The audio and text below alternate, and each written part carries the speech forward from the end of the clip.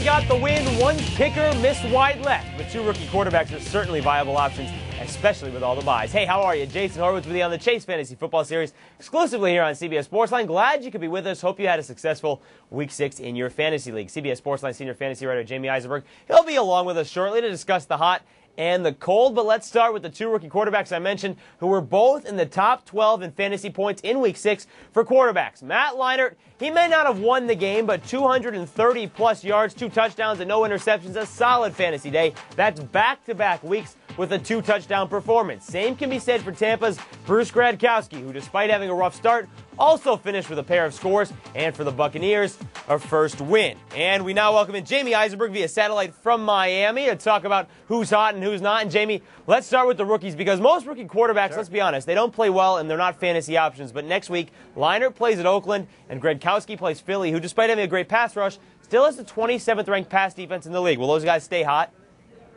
Well, you got to like Leinart. I mean, he's playing so well. He's got a great weapon in Anquan Bolden. He's got another good receiver in Bryant Johnson. Edgerrin James has yet to get going running the ball, but you got to think that eventually that's going to happen. In terms of Gradkowski, he's just looked great for the first 2 weeks that he's played. He's got Joey Galloway going. The offensive line is probably the biggest difference for Tampa Bay. They're blocking well. Cadillac is running well. So you got to like both these guys. They don't, as you mentioned, Leinart has a better matchup, but Gradkowski is still playing well.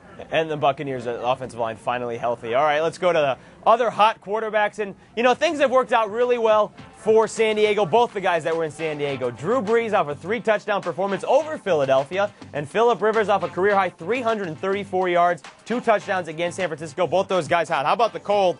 And these guys are really cold. Michael Vick has been terrible throwing the football all season. He had 1 rushing touchdown, but that was basically it against the Giants. Jake Plummer, you can't talk about Jake Plummer without saying how bad he's been this season. And Mark Brunell, 2 straight performances where they have been subpar. Jamey, let's start with Jake Plummer here. Is it time to bench him for the rest of the season?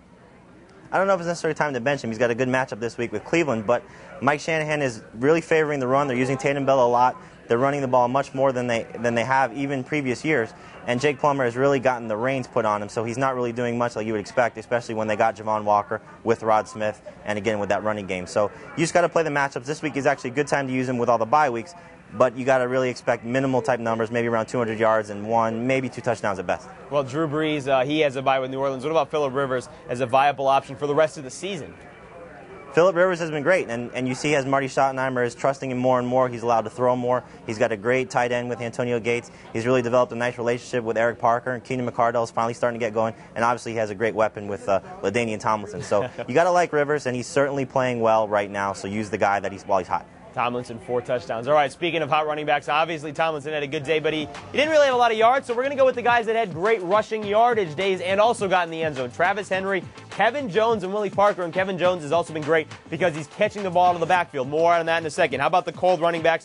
Rudy Johnson, Thomas Jones, and Jamal Lewis. And we put Jamal Lewis in there. Let's be honest. We were all over Jamal Lewis all last year. We're going to stay all over Jamal Lewis this year as well. But, Jamey, let's talk about Kevin Jones, because the difference here, he got injured last week against Minnesota, but this time against Buffalo had a great game, and 3 of the last 4 weeks has had good games. What's been the difference with Kevin Jones, because he is really becoming a great starter? Well, I think he's finally starting to grasp Mike Martz's offense. I mean, Mike Martz has a great history with Marshall Faulk. He did a good job with Steven Jackson while he had him. And obviously, Kevin Jones is a guy similar to Marshall Faulk that can catch the ball, he can run the ball. He's starting to grasp that offense. And Kevin Jones, let's face it, has a lot of potential. He was a guy that a lot of people were high on last year and had a disappointing year. And now this year, he's finally starting to live up to that when the hype wasn't as big. So Kevin Jones is a guy. I love him this week when he's playing the Jets, who can't stop anybody running the ball. So Kevin Jones has been great. You know, he's a guy certainly to keep an eye on. Jamey Eisenberg would get 100 yards rushing against the Jets. All right, let's go to the hot receivers. And we've got 2 categories of hot receivers this week. The first are guys that look like they're heading to the Pro Bowl. Torrey Holt, Steve Smith, Roy Williams, all having tremendous seasons. You expect it out of these 3. The next are guys who have had 1 good week, and it just so happened to have been Week 6. Joe Horn, Deion Branch, Mark Clayton all got in the end zone 2 times. Jamey, should people get excited about these 3 because they've only had 1 good week? Well, Joe Horn certainly is a guy you want to get excited about, considering the fact that he's in that great offense, the way that New Orleans is playing. Reggie Bush is there, Deuce McAllister is there, Marcus Colston has certainly proven to be a good find, and Drew Brees is playing better than anybody expected. So he's certainly a guy to keep an eye on. In terms of Deion Branch, you got to like the fact that he's finally starting to make an impact in Seattle. He had 1 great week. Let's see how he does the next week. He's got another great quarterback, and he doesn't have to worry about too much pressure with Darrell Jackson on the other side, and imagine what's going to happen when Sean Alexander comes back. Exactly. And then Mark Clayton, I mean, those were two fluky touchdown catches. I mean, let's face it, that's not going to happen again. And Steve McNair wasn't throwing to the wide receivers, at least he wasn't finding them in the end zone. Kyle Bowler, maybe he's going to do that, but you got to expect that McNair is going to be healthy enough for Week 8 following their bye. We'll get more on Clayton in roster trends. All right, real quickly, cold receivers, Eddie Kennison, Eric Moulds, and Greg Lewis. Once again, guys that have had one good week, but that's it, and it just didn't happen to be in Week 6. You could also lob Derek Mason into that category, Ernest Wilford, any of the Minnesota receivers, Michael Clayton. Those are guys, Jamey, that really also aren't having very good fantasy seasons either. No, yeah, I mean, Kennison's certainly been a guy who's, maybe suffered a little bit with Trent Green's injury. Eric Moulds, coming from Buffalo to Houston.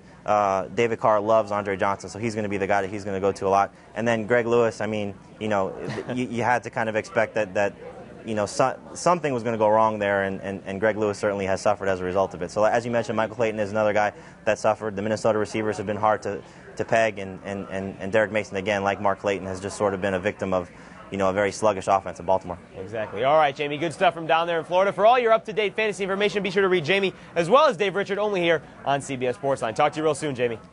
You bet. All right, folks, so that'll do it for Who's Hot, Who's Not here on the Chase Fantasy Football Series. But don't forget about roster trends this week. We're reliving the fantasy draft process and continuing to hammer home how important the waiver wire is. And then starting Thursday, October 19th, Jamey will tell you who to start and who to sit for Week 7. Until then, I'm Jason Horowitz. Take care.